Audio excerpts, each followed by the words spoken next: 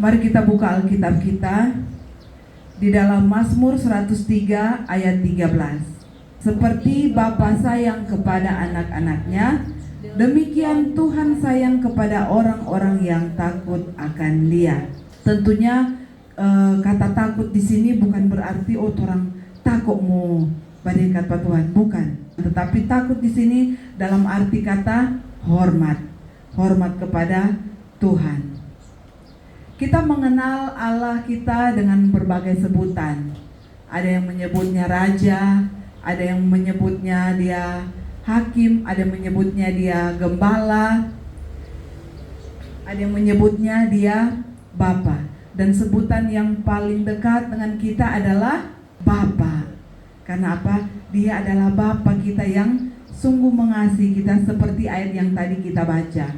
Dan Tuhan ingin kita itu hidup di dalam kasih Bapa.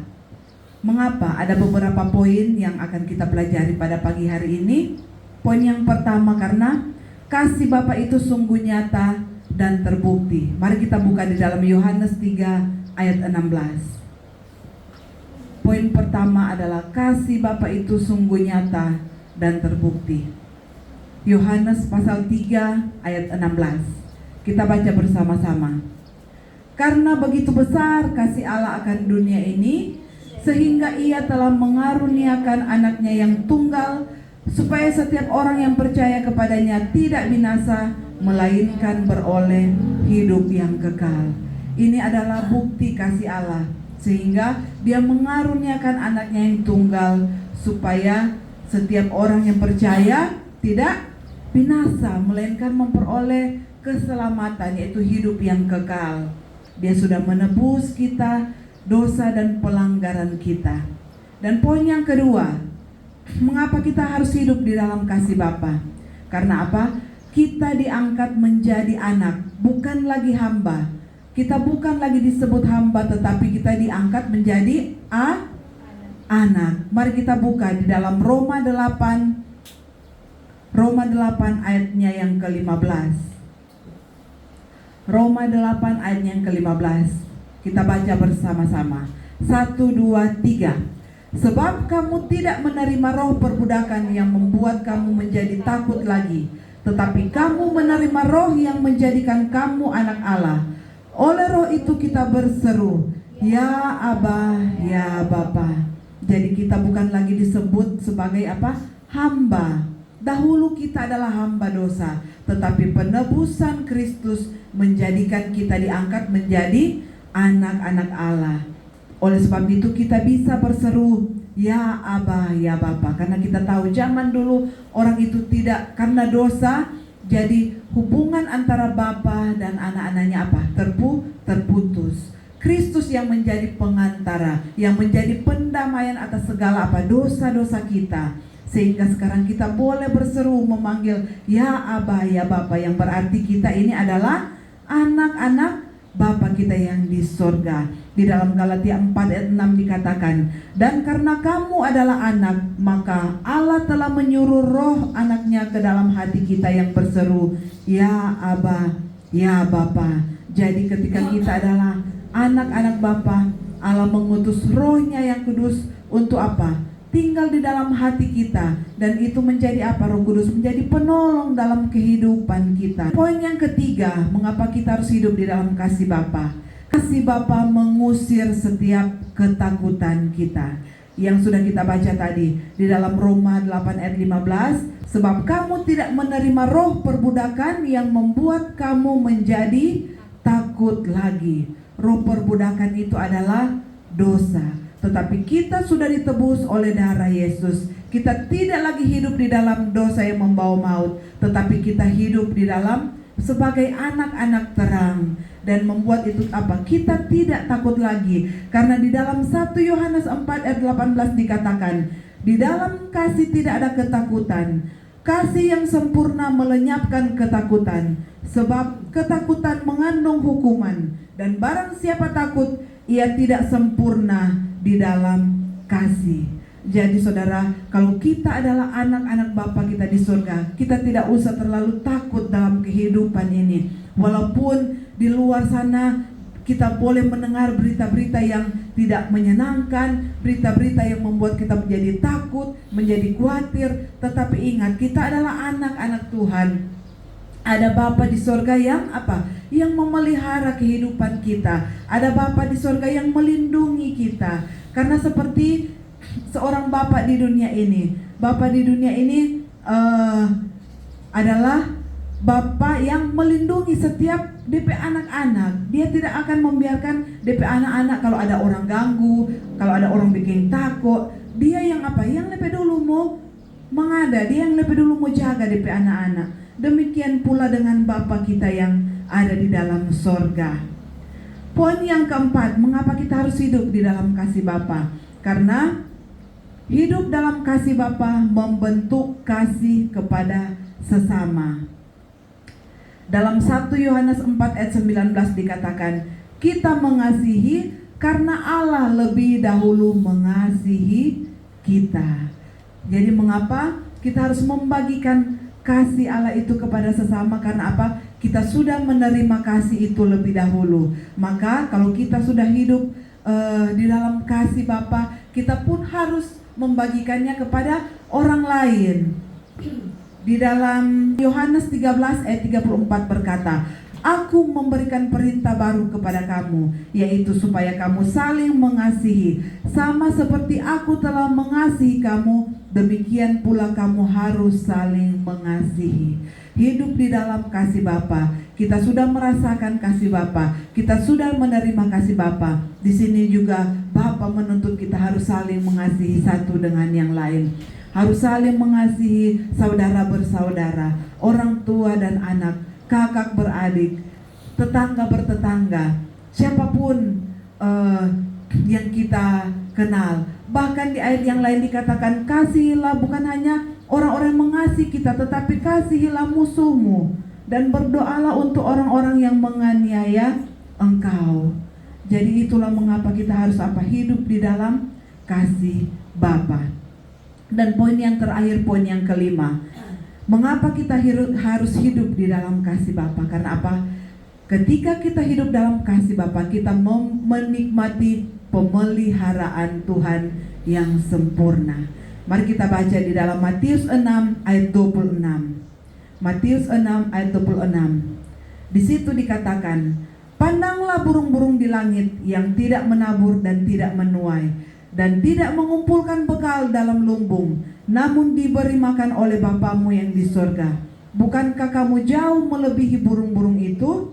Nah, di sini dikatakan, pandanglah burung di langit. Dia tidak menabur, tidak menuai, tidak mengumpulkan bekal, namun diberi makan oleh Bapamu yang di sorga.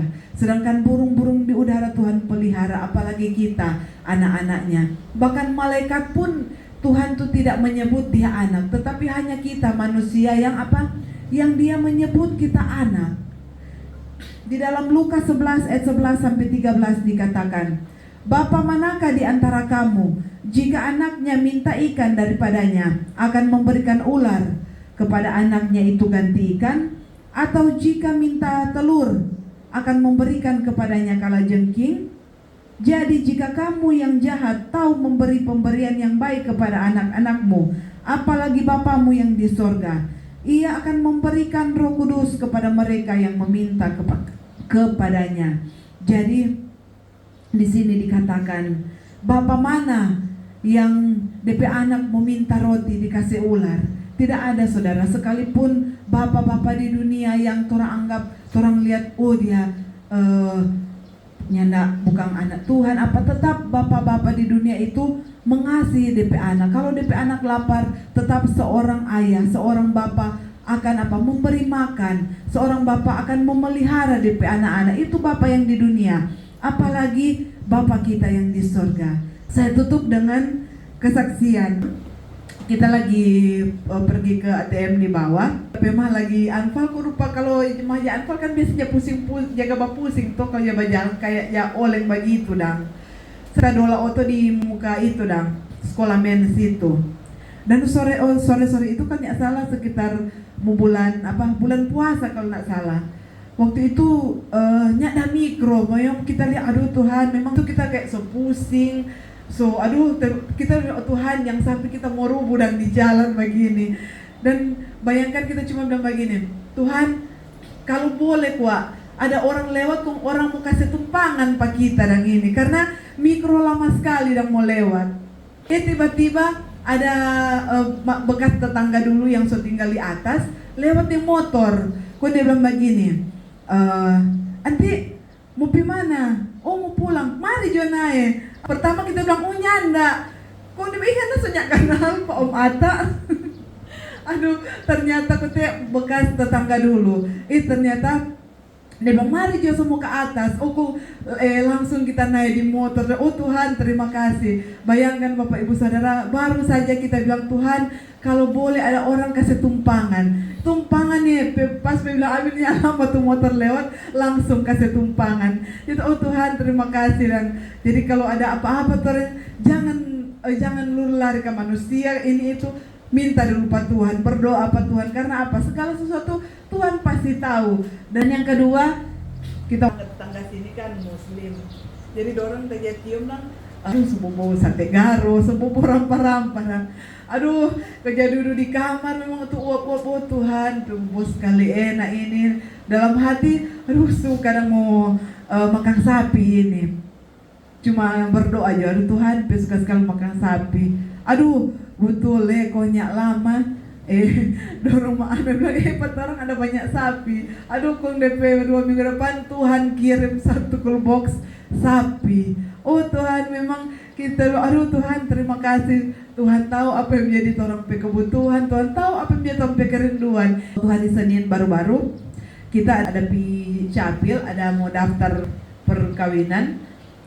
Pulang dari itu, adanya semua call dari rumah waktu itu. Dia bilang, aduh tak so lapar lagi. Kau dia bilang, mari kita makan bakso.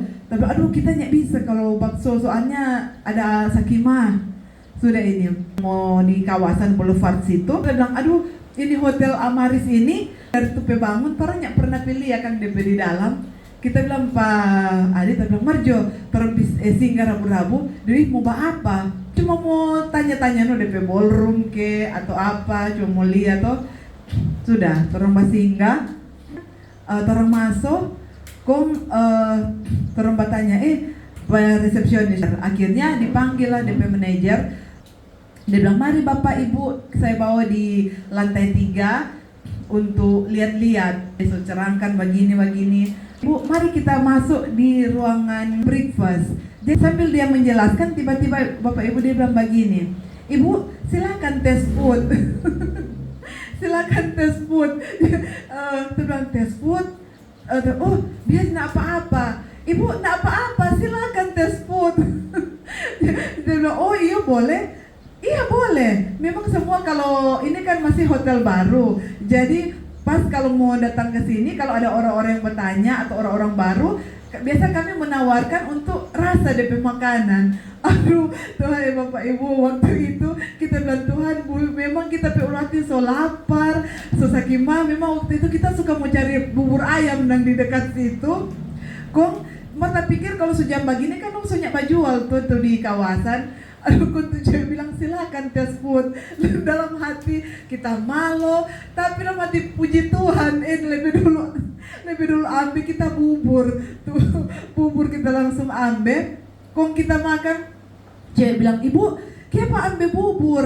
Ambil semua di meja sini, Ibu boleh makan. Aduh, bayangkan ini satu langsung diambil nasi goreng.